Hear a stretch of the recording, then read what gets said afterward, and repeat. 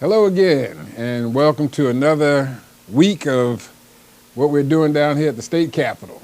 And today I have some additional guests. I'm State Representative Roger Bruce. I represent District 61, and which is Fulton County, Douglas County, and Cobb County. And as my guests today, why don't you guys introduce yourselves, just pass it around and tell everybody who you are. Thank you. My name is Kevin K.O. Cates, Grammy-nominated multi-platinum producer and also founder of Bridge the Gap and Koolriculum. My name is Jay Morris, devout supporter of Bridge the Gap and owner of Last Supper Club.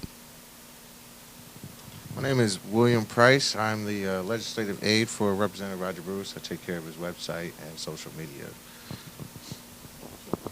I'm Kellie Hooper. I'm an attorney here in Atlanta, Georgia, and I tweet under the handle the Baby Daddy Best Friend. Baby Daddy Best Friend. I'm an advocate for fathers' rights, and I'm here to talk about Senate Bill 64. I love it. I'm Sharice Harris, legislative assistant to Roger Bruce, Representative Roger Bruce. All right, and I got a mic, so you don't have to pass that to me. We're going to cover three topics today. One is Bridge the Gap, as we talked about in curriculum. And we're going to talk about fathers' rights a little bit, too. And then finally, we'll have a little chit-chat about the budget that we just passed, what we're going to do with about $23 billion. And so we won't go into all the detail, but we're going to kind of cover that.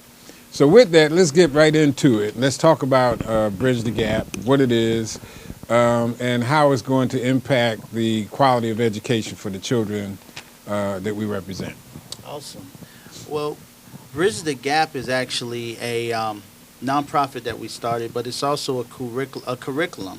And like I say, I've done a lot on the music end, and it was one of those things to where I was on a quest to see how can I not just be successful, but become significant and actually be able to make a difference.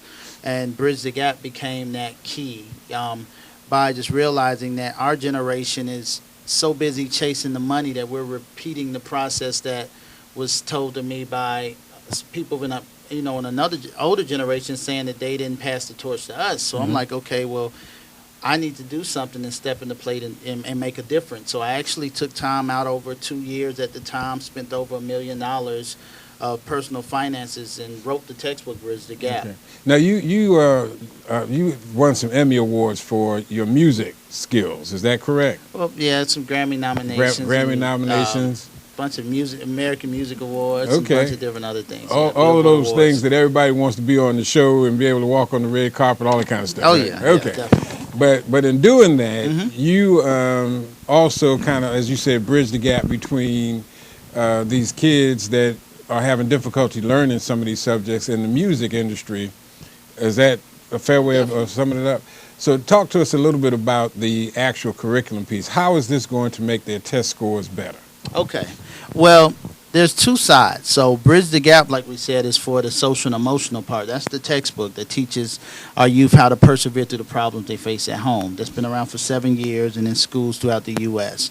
Curriculum, what you're speaking about, is actually over 600 songs that I produced that teaches everything in math, science, social studies, and English, aligned with the state standards in kindergarten to 12th grade. Okay. So it actually, we've done our beta testing in the previous schools that we're already in with Bridge the Gap, and it was amazing. The results as far as So this kind of takes us back to when we used to sing the ABCs. Yeah, Schoolhouse Rock on steroids. Now you have children, right? I do. I have Okay. a 6-year-old and a 12-year-old. Okay, and how do you think they would react to having their classes kind of in music form?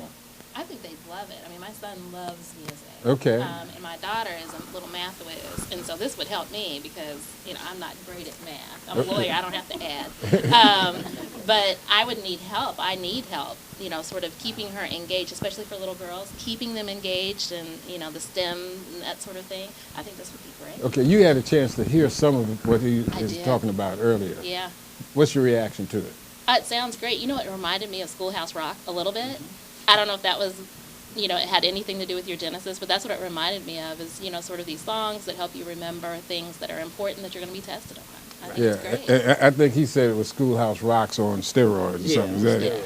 levels. And Next level. but it's a good thing, you know, and I think we're going to see some improvements in this the student performance, because they'll remember the rhythms, they'll remember the sounds, they'll remember what they learned by doing that.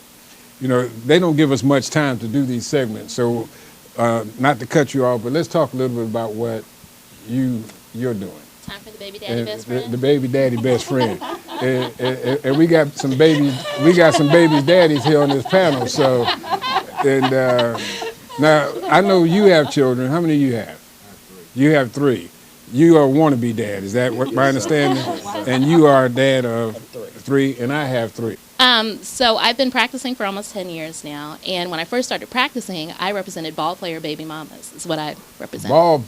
Say it again. Ball player baby mamas. Okay. So it's a niche market, and I did it for a while and realized that my clients weren't as appreciative as I wanted them to be. And so I declared a moratorium, said I wasn't representing that type of client anymore, and started representing dads. Well, I represent anyone from a football player to a plumber. And generally, my clients are guys who are interested in being involved in their kids' lives. As you may or may not know, the rules here in Georgia are sort of onerous when it comes to fathers being involved, especially if they weren't married to the mother of their children. And so my clients, after a while, started calling me the baby daddy best friend. Okay. And I thought that was a horrible name. But, you know, sometimes you just have to go with the flow. And so I tweet under that handle, and I'm here to talk about Senate Bill 64, which is a bill that's been introduced by 2 folks that I think maybe don't get it when it comes to legitimation and paternity rights for fathers. Okay, why don't we get right to it? Because I don't want to run out of time before you... Okay, so this bill wants to repeal voluntary acknowledgments of legitimation. Now, I could go on and on about it, but you can remember legitimation means the legal rights that a father has for their children. And under the current rule, when you're in the hospital, after a child is born, you can sign an acknowledgement of legitimation and automatically have legal rights vested to you as a father. Mm-hmm. Now, everyone can't afford me. And so they need to have the ability to sign. You could afford me. But average Joe on the street may struggle to afford my fees. And so if this was established, people who can't afford attorneys would not be able to establish their rights as legal parents. Okay, draw the distinction between the custodial rights that you're talking about and the paternal rights as a biological father. Okay, so there's paternity, which is biology, okay, genetics. Are you the daddy? Okay, legal rights are, can you get access to medical records? If you were to have an untimely death, could this child inherit from you? Those are all the things that flow from being named as a legal father. Okay, and again, to try to cut to the chase, if a child is born, somebody could come in, if they're in a relationship with the mother, even though that's not their child, right, they can sign a contract basically between themselves and the parent. Right. And the mother, that says, I'm going to be responsible for this child. Under the current rules, they can. They can do that. Right. And 2 or 3 years later from now, if he changes his mind because he's no longer in a relationship, he would have to go through a process to void a contract that he entered into 3 years prior. Is that correct? Yes, that's a simple way to look at it, but yes, that's exactly what would happen. And what this legislation would do, if it passes, it would stop them from entering into that agreement in the first place. Exactly. The initial acknowledgement of legitimation goes away. Okay. The only way that you could have legitimation established, if this law is passed, is to go to court. Okay. And what do you guys think about this?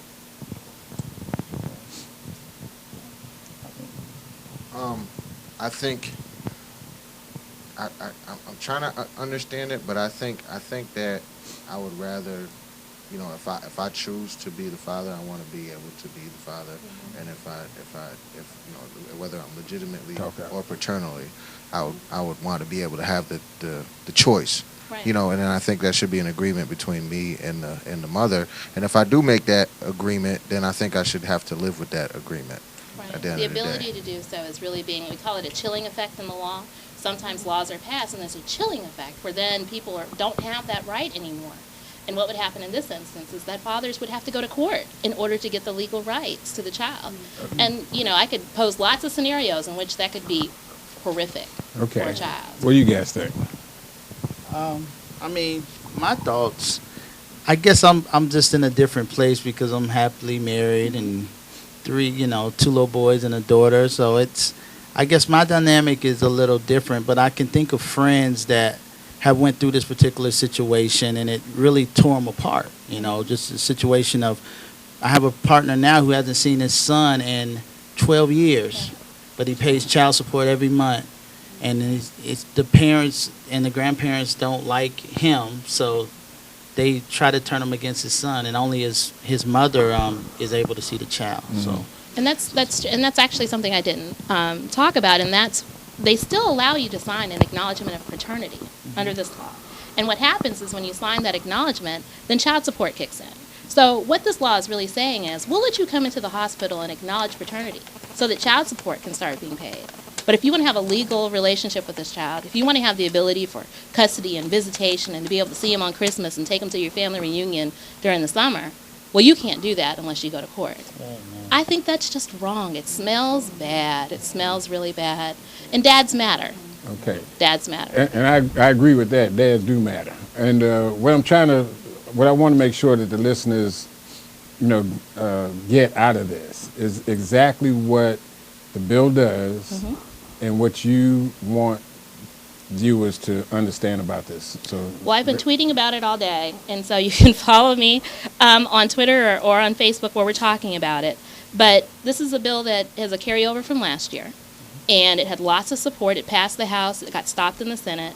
And so we need, I understand it's with the Juvenile Justice Committee, and so I will send out information when that committee meets, and I say we pack the room and make sure that they understand the implications for dads who aren't living in the typical scenario or what we'd like to think is the traditional scenario.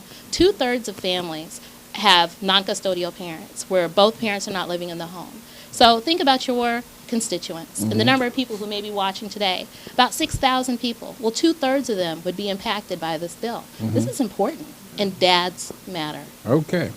Let's go back real quickly to your product. I know that you said that you produce like 600 songs. Is that correct? Yes. And are you able to allow viewers to see some of those or hear some of those songs? Of course. Okay. How would they go about doing that?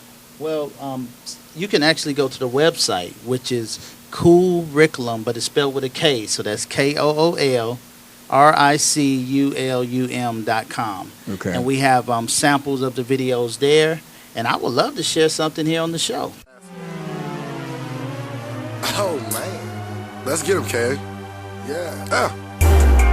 Found my angle, yeah. I found my angle, yeah. I found my angle, yeah. I found my angle, yeah. I found my angle, yeah. I found my angle, yeah. I found my angle, yeah. Let's go with naming. 2 points A and C. Raised through each the vertex is the place they meet. Let's call that point B and the angle ABC. N or CBA or just angle B. Stay with me. Use a protractor to count degrees. An angle is right if an angle is 90. Obtuse if it's bigger and acute if it's tinier. That's how we classify the angles that we're finding. Parallel lines are 2 lines that'll never meet. Intersecting lines meet at 1 point only. So it can be used for homeschooling. Of course, with the school districts, they'll be utilizing it. Okay. And the teachers can make playlists for their students for whatever they're working on for the week, and the kids can go home and study through the music. Okay. Well, you kind of hit the next topic. You're talking about money and spending money. The state is, one of the primary responsibilities of the General Assembly is to pass the state budget. And we have basically two steps in that. We pass the overall budget, and then we come back midterm and review that budget again and make adjustments to it based on whatever the current need is. And we just went through that process. And we adjusted the budget by about 5.3%, which equates to about about $1.6 billion. It's a big number. And I know you'd like to have, a portion of that go towards the education process. Amen. But in this case, most of the adjustment went towards transportation. And we need that too. We need to be able to move around, and anybody that lives in Atlanta we know what the traffic is like. What were some of the things that you saw? Well, as you said, the majority of it, 154.9 million, went to the general fund for transportation, which included replacing motor fuel funds and roads and bridges. 10 million went to the governor's emergency fund. I don't know what I'm really supposed to think about that, but I would think maybe a little more should have gone to that, perhaps, considering certain situations that we have had. 109 million went to the fund student enrollment growth for public K through 12 schools and state charter schools. So that's awesome.